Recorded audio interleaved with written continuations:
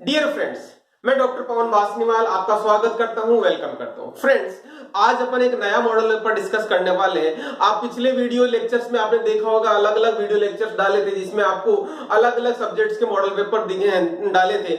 यदि आपने वो वीडियो लेक्चर्स नहीं देखे तो वो भी देख सकते हैं। यहीं पे मैं आपको एक चीज और बताना चाहूंगा, थ्योरी के बहुत सारी प्लेलिस्ट बना रखी है मैंने अलग अलग सब्जेक्ट्स की। यहाँ पे जैसा कि अपन आज बायोकेमिस्ट्री के डिस्कस करने वाले हैं, तो बायोकेमिस्ट्री के थ्योरी के वीडियो लेक्चर्स आपको मिल जाएंगे यहाँ पे डिस्क्रिप्शन बॉक्स में। इसके अलावा अलग अलग सब्जेक्ट्स के जो आपको पढ़ना है उस पर क्लिक करें और वो आप देख सकते हैं। इसके अलावा डिफरेंट डिफरेंट सब्जेक्ट्स के एमसीक्यूज के प्लेलिस्ट बना रखी है। जो स्टूडेंट्स जैसे कि जीपीईटी फार्मासिस्ट एग्जाम की तैयारी करने वाले हैं तो उनको भी आप देख सकते हैं। यदि आप बाद में देखना चाहें तो आप सेव वीडियो लेक्चर के तौर पे देख सकते हैं, या यूं कहें यदि मैं और अच्छे से मैं आपको बताऊं तो चैनल को सब्सक्राइब करके बेल आइकन को इनेबल कर लेना।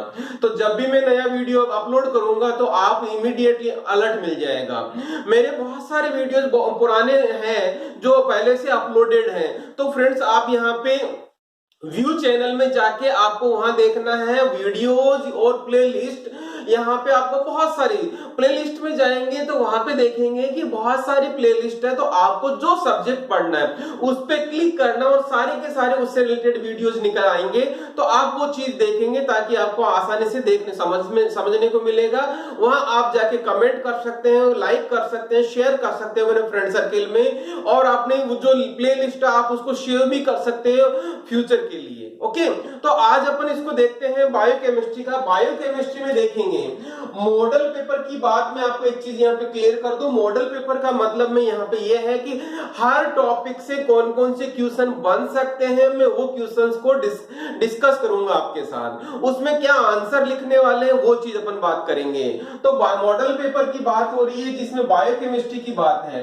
मैं बायोकेमिस्ट्री यहाँ पे जैसा कि बात करें, कोई सा भी लेवल की बात करें, चाहे डी फार्म हो, चाहे बी फार्म हो, चाहे सिंपल बीएससी हो, चाहे और एमएससी हो, इस तरह के क्वेश्चन में, या जैसे भी जहां पर भी ये थ्योरेटिकली पेपर होगा वहां की बात कर रहे हैं अपन। तो देखना, सबसे पहला क्वेश्चन आता है friends, define and classify carbohydrates with suitable examples. ध्यान दीजिएगा, यहाँ पे क्वेश्चन सबसे पहला क्वेश्चन बनता है कार्बोहाइड्रेट के डेफिनेशन और उसके क्लासिफिकेशन से रिलेटेड। डेफिनेशन आप लिख सकते हैं, उसके बाद में क्लासिफिकेशन में कंप्लीट क्लासिफिकेशन विद एग्जांपल।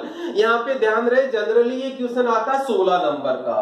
ये जनरली 16 नंबर का क्वेश्चन आता है। तो ध्यान देना, यहाँ पे जो हर क्लास है, मोनोसेकेराइड कहेंगे, चाहे डाइसेकेराइड कहेंगे, चाहे ओलिगोसेकेराइड कहेंगे, पॉलीसेकेराइड कहेंगे, तो यहाँ पे कहेंगे जैसे रेड्यूसिंग शुगर कहेंगे, और जैसे कहेंगे water soluble, fat soluble, like कुछ भी जिस तरह का आप जो डिस्क्रिप्शन देने वाले हैं तो वो आप उनके बारे में आपको लिखना है, डिस्क्राइब करना है।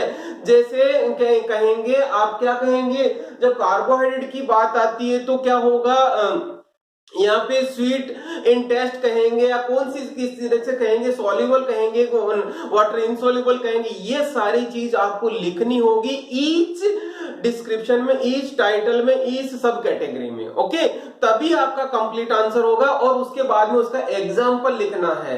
ऐसा नहीं कि आप 1 पेज या 2 पेज लिख के आपका आंसर कंप्लीट होगा, 3-4 पेज भरोगे तब जाके आपका आंसर कंप्लीट होगा, तभी आपका 16 नंबर का क्वेश्चन कंप्लीट होगा, तभी मार्क्स मिलेंगे। नाउ फिर उसके बाद में क्वेश्चन देखना, defined and classify proteins with suitable examples. देखिएगा, डेफिनेशन बात कर रहा है। सबसे पहले डेफिनेशन प्रोटीन की पॉलीपेप्टाइड होता है, ओके, ये आपको सबको पता होगा। लेकिन यहाँ पे मैं क्लासिफिकेशन की बात करूंगा तो जैसा कि आपको पता होगा, क्लासिफिकेशन में 3 कैटेगरी बताते हैं, सिंपल प्रोटीन, कॉन्जुगेटेड प्रोटीन और डेराइव्ड प्रोटीन। और उसके बाद में on the basis of solubility बात करते हैं। देखते याद होगा आपको, सॉल्युबल और इनसॉल्युबल, जिसमें फाइब्रस वगैरह इस तरह की ग्लोबुलर प्रोटीन ये सारी होती है। याद रखना, यहाँ पे हर सब कैटेगरी, हर कैटेगरी के बारे में डिस्कस करना है, उसका डिस्क्रिप्शन देना है, वो क्या होती है, उसकी करैक्टर लिखने हैं, उसके बारे में लिखना है। उसके बाद में आपको उसका एग्जाम्पल देना है। ओके, तो ध्यान दीजिएगा, लेंथी क्वेश्चन है, डिस्क्राइब करना है, बड़ा क्वेश्चन है, वही 16 नंबर का क्वेश्चन होगा। ओके, यदि मैं यहाँ पे यदि बी फार्म ग्रेजुएशन लेवल की बात करूं तो ग्रेजुएशन लेवल में आपको यहाँ पे पहले वाले क्वेश्चन में दूसरे वाले क्वेश्चन में आपको स्ट्रक्चर भी लिखनी होती है। ओके, दूसरा नेक्स्ट क्वेश्चन की बात करें फ्रेंड्स, लिपिड की बात हो रही है तो define and classify lipids with suitable examples, वही बात आ गई, अगेन डेफिनेशन की बात आ रही है, लिपिड क्या होता है, और उसके बाद में उसकी क्लासिफिकेशन में वही सेम चीज आएगी जो ऊपर वाले दोनों क्वेश्चंस में आई थी, जिसमें आपको जैसे सिंपल लिपिड, डेराइव्ड लिपिड और कॉन्जुगेटेड लिपिड्स इस तरह के, और इनके बारे में बताना है कि ये डेराइव्ड क्यों कहलाता है, ये कॉन्जुगेटेड क्यों कहलाता है, कॉन्जुगेटेड कितने तरीके के होते हैं, तो कब किसको क्या बोलेंगे, कब कौन सा कंपाउंड जुड़ेगा तो क्या होगा, उसका सिग्निफिकेंस, उसका यूज क्या होता है, ये सारी चीज लिखनी होती है। छोटा सा आंसर लिखोगे तो मार्क्स नहीं मिलेंगे, मैं आपको चीज बता दूं, पूरा डिस्क्रिप्शन देंगे तभी आपको आंसर मिलेगा। ओके, फिर उसके बाद में देखिएगा फ्रेंड्स, नेक्स्ट क्वेश्चन आता है define and classify enzymes with suitable examples. दूसरा, दो पार्ट इसमें, दूसरा discuss pharmaceutical importance of enzymes. ध्यान दीजिएगा, दोनों क्वेश्चन होंगे तब 16 नंबर का 100% क्वेश्चन होता है। देखिएगा यहाँ पे डेफिनेशन और क्लासिफिकेशन ऑफ एंजाइम्स पूछा है तो ध्यान दीजिए ना, यहाँ पे कौन सा क्वेश्चन डेफिनेशन बता दोगे आप, उसके बाद में क्लासिफिकेशन, इसकी 6 क्लास होती है, 6 क्लास के बारे में उसके डिस्क्रिप्शन बताना। ओटीएच एलआईएल बोला जाता है इसमें, ओटी ओ का मतलब ऑक्सीडोरिडक्टेज, T4 transferase, H4 hydrolase, L4 lyase, I4 isomerase, L4 ligase, ये 6 क्लास होती है, उनकी सब कैटेगरीज लिखनी है। इन 6 क्लासेस का डिटेल डिस्क्रिप्शन बताना है, डिटेल डिस्क्रिप्शन बता के फिर उसके बाद में उसके एग्जांपल लिखने हैं, ध्यान रहना। उसके बाद में आपको लिखना है यहाँ पे उसका फार्मास्यूटिकल इंपोर्टेंस। फार्मास्यूटिकल इंपोर्टेंस में फ्रेंड्स 2 तरह की इंपोर्टेंस होती है एंजाइम्स के, generally diagnostic as well as therapeutic. उनकी एप्लीकेशन, इंपोर्टेंस का मतलब यहाँ पे याद रखिएगा, यहाँ पे उसका एप्लीकेशन पूछा जा रहा है।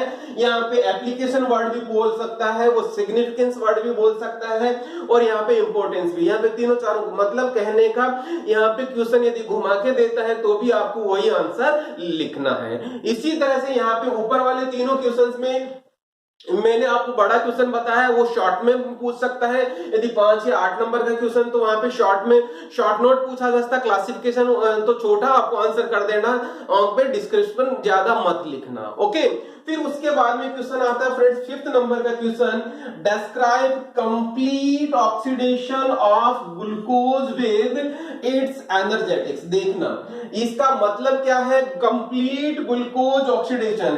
यहाँ पे ये 16 नंबर का 100% क्वेश्चन होगा, कम नंबर का मार्क्स का ये क्वेश्चन नहीं हो सकता। तो यहाँ पे कंप्लीट ऑक्सीडेशन का मतलब यहाँ पे 3 फेज में होगा, पहला ग्लाइकोलाइसिस, फिर उसके बाद में दूसरा पाइरुवेट से क्या हो गया, एसिटाइल कोएंजाइम, और उसके बाद में क्रेब साइकिल। ओके, तो यहाँ पे ध्यान देना, क्रेब साइकिल, यहाँ पे कंप्लीट तीनों स्टेप्स में कंप्लीट डिस्क्रिप्शन देना। पहले ग्लाइकोलाइसिस लिखना, उसके बाद में पायरुविक एसिड से एसिटाइल कोएंजाइम कैसे बना वो चीज लिखनी है, और उसके बाद में क्रेब साइकिल लिखना। वो कंप्लीट ऑक्सीडेशन कहलाता है ग्लूकोज का। यहाँ पे वो घुमा के भी क्वेश्चन पूछ सकता है ग्लाइकोलाइसिस और क्रेब साइकिल के बारे में। मैंने थोड़ा सा लैंग्वेज थोड़ा सा टिपिकल कर दिया।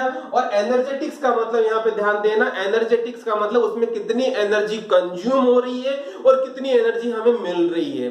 ओके, वो सारी की सारी चीज आपको बतानी है हर स्टेप में। आप यदि फ्लो डायग्राम और रिंग के फॉर्म में यदि ये बना देते हो विद कौन कौन से एंजाइम और कौन कौन सी एटीपी बन रही है, कौन कौन से NADH2 बन रहा है, कौन कौन से FADH2 बन रहा है, ये सारी बता दोगे तो डिस्क्रिप्शन लिखने की जरूरत नहीं पड़ेगी, उसमें ही डायग्रामेटिक फॉर्म में आप बता देंगे, फ्लो डायग्राम के फॉर्म में बता देंगे तो आपका आंसर कंप्लीट हो जाएगा। लेकिन glycolysis, Krebs cycle, pyruvic acid के बारे में थोड़ा सा डिस्क्रिप्शन लिखना है कि ये कहां होता है, कितना, मतलब शॉर्ट में उसका समरी जरूर लिखना, नहीं तो आपको पूरे मार्क्स नहीं मिलेंगे। क्रेब साइकिल क्या होता है, उसकी डेफिनेशन, उसकी शॉर्ट में समरी की कहां होता है, कितना एटीपी गेन होता है, नेट बेनिफिट कितना होता है, ये सारी चीज लिखेंगे तो लगभग आपको पूरे मार्क्स मिलने की उम्मीद रहती है। ओके, उसके बाद में देखिएगा friends question number 6। Question number 6 में देखेंगे right short note on any two. Generally ये 8+8 के क्वेश्चंस होते हैं। तो क्या होगा देखना, पहला है क्वालिटेटिव टेस्ट फॉर कार्बोहाइड्रेट्स, दूसरा है फैट सोल्यूबल विटामिन, और तीसरा है disease related to lipid metabolism. ध्यान देना, यहाँ पे क्वालिटेटिव टेस्ट फॉर कार्बोहाइड्रेट आपको क्या लिखना होगा, एक स्कीमेटिक डायग्राम बनाना होता है, जिसमें सबसे पहले मॉलिस टेस्ट, उसके बाद में iodine test, Benedict test, Barfoed test, और उसके बाद में ओसाजोन टेस्ट। ये सारी टेस्ट आपको सारे लिखने होते हैं, कौन सा टेस्ट कब होता है वो। फिर उसके बाद में चूंकि 8 नंबर का क्वेश्चन है तो उसमें आपको हर टेस्ट के बारे में लिखना होता है, प्रिंसिपल उसका ध्यान रहिए। यहाँ पे आपको प्रोसीजर नहीं लिखना होता है, मेन पहले प्रिंसिपल लिखना होता है। प्रिंसिपल लिखेंगे तभी आपको पूरे मार्क्स मिलेगी, उम्मीद है। यहाँ पे जनरल स्टूडेंट प्रोसीजर लिख देते हैं, प्रोसीजर में जनरली मार्क्स पूरे नहीं मिलते हैं। तो try to write principle. Okay, फिर उसके बाद में देखना फैट सोल्यूबल विटामिन, आपको शायद पता होगा fat soluble vitamin A, D, E and के विटामिन होती है। तो यहाँ पे चूंकि यहाँ पे 8 नंबर का है तो फैट सोल्यूबल विटामिन चारों के बारे में थोड़ा लिखना है कि कौन सा इसका सोर्स क्या होता है, इसका रोल क्या होता है, और इसका डेफिशिएंसी में प्रॉब्लम क्या होता है, या इसकी टॉक्सिसिटी होती है कि नहीं होती, क्यों चारों के बारे में लिख दोगे, एक पेज लिखोगे तो चारों के फॉर्म में 4 पेज हो जाएंगे। 8 नंबर का आंसर आपका कंप्लीट हो जाएगा, पूरे मार्क्स मिलने की उम्मीद रहेगी। सिमिलरली रहेगा disease related to lipid metabolism. Friends, बहुत सारे डिजीज है, करीबन 10 डिजीज है जो आपको लिपिड्स के मेटाबॉलिज्म से रिलेटेड आपको याद करनी है। जनरली वो साइंटिस्ट के नाम पे है, तो उनको कोशिश करना है कि साइंटिस्ट के नाम पे निमोनिक बना के आपको उसको याद करना, ताकि आपको अच्छे से याद हो पाए। और कोशिश करना उसके बारे में डिस्क्रिप्शन लिखना जरूरी है, बिना डिस्क्रिप्शन लिखे हुए। क्यों? क्योंकि उसमें उस डिजीज में क्या होता है ये भी आपको लिखना होता है, कौन सा एंजाइम या कौन सा दिक्कत होती है उसके बारे में लिखना होता है, सिम्टम्स लिखने होते हैं, तभी आपको पूरे मार्क्स मिलने की उम्मीद रहे। नाउ नेक्स्ट क्वेश्चन अपन देखते हैं फ्रेंड्स, कौन सा, क्वेश्चन नंबर 7। आप देखेंगे, देखना right short note on any two. किसी 2 पे लिखना है। यहाँ पे आपके पास 3 ऑप्शन है, इसका मतलब 8+8 का क्वेश्चन होंगे। एक क्वेश्चन 8 नंबर का होगा, इन तीनों में से किसी 2 पे आंसर लिखना है आपको। तो पहला देखिएगा role of minerals. Role of minerals में देखिएगा आपको डिफरेंट मिनरल्स के आपको आंसर लिखना होगा। तो स्पेसिफिकली आपको यहाँ पे आंसर लिखना, जो मिनरल्स आपने पढ़े हैं, जो आपके बुक में, टेक्स्ट बुक में है, आपको पढ़ाया गया, उन सभी के बारे में इंडिविजुअली लिखना है डिस्क्रिप्टिव टाइप में। कीप इन माइंड, देखना सब हेडिंग आपको लिखते टाइम थोड़ा सा उसको बोल्ड लिखना या अलग कलर यूज कर सकते हो, जनरली ब्लैक कलर यूज करना चाहिए आप लोगों को। ओके, तो आपको मार्क्स अच्छे मिलेंगे। सिमिलरली आप देखेंगे फ्रेंड्स, कौन सा, abnormal constituents of urine. Abnormal constituent, generally friends question पूछा जाता है कि एबनॉर्मल कॉन्स्टिट्यूएंट कौन कौन से होते हैं।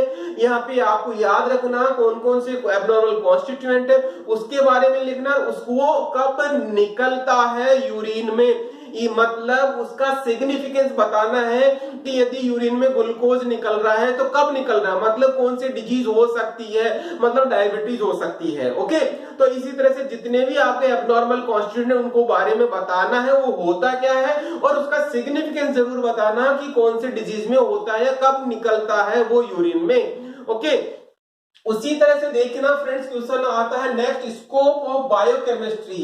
ये आपने देखा होगा कि पहले ही यूनिट आता है, सबसे पहले जब भी बायोकेमिस्ट्री हम पढ़ते हैं, शुरुआत करते हैं, तो आपने देखा होगा कि सबसे पहले बायोकेमिस्ट्री मतलब समझना इसका, इसमें आपको लिखना क्या होता है। जनरली स्टूडेंट्स के साथ में कंफ्यूजन रहता है कि हम क्या लिखें। तो स्कोप ऑफ बायोकेमिस्ट्री का मतलब हम इसको, इस सब्जेक्ट को पढ़ने के बाद में आपको कौन सी चीज आनी चाहिए, या यूं कहूं कि इस सब्जेक्ट को पढ़ने के बाद में हम इसका कहां एप्लीकेशन कर सकते हैं। बहुत सिंपल सी बात है, यदि आप बायोकेमिस्ट्री पढ़ते हैं तो डिफरेंट डिजीज के बारे में हम फाइंडिंग बता सकते हैं कि ये इसकी नॉर्मल वैल्यू है। जैसा आप बहुत सारे टेस्ट करवाते हैं बॉडी के, तो वो बायोकेमिस्ट्री से रिलेटेड ही होते हैं। ओके, तो ये है इसको आप बायोकेमिस्ट्री का क्वेश्चन नंबर। नेक्स्ट आता है अपन 8th क्वेश्चन की बात कर रहे हैं, right short note on any two. तो अगेन एनी टू की बात हो रही है, मींस 8 + 8 का होगा। 2 क्वेश्चन लिखने हैं यहाँ पे, आपके पास ऑप्शन रहता है, जनरल 3 क्वेश्चन है। पहला है role of lymphocytes in health and diseases. तो देखना आप लोग यहाँ पे क्या लिखना होता है आपको कि जो लिम्फोसाइट्स है तो उनका क्या रोल होता है हेल्थी रखने में, और जब इंक्रीज या डिक्रीज कैसे होता है, जो पर्टिकुलर डिजीज हो जाती है तो आपको वो कैसे इंक्रीज या डिक्रीज होती है। ओके, वो सारी डिटेल आपको लिखनी होगी। सिमिलरली देखिएगा सिग्निफिकेंस ऑफ इरिथ्रोसाइट्स, देखना इसमें क्वेश्चन में थोड़ा सा चीजें छुपी रहती है, इसका मतलब समझना। इरिथ्रोसाइट पहले आपको क्या लिखना होगा, इरिथ्रोसाइट पहले आपको कि ये क्या होता है, फिर उसके बाद में मतलब इरिथ्रोसाइट्स क्या होती है, उसके बाद में इसकी नॉर्मल वैल्यूज क्या होती है, फिर जनरली सिग्निफिकेंस का मतलब समझना।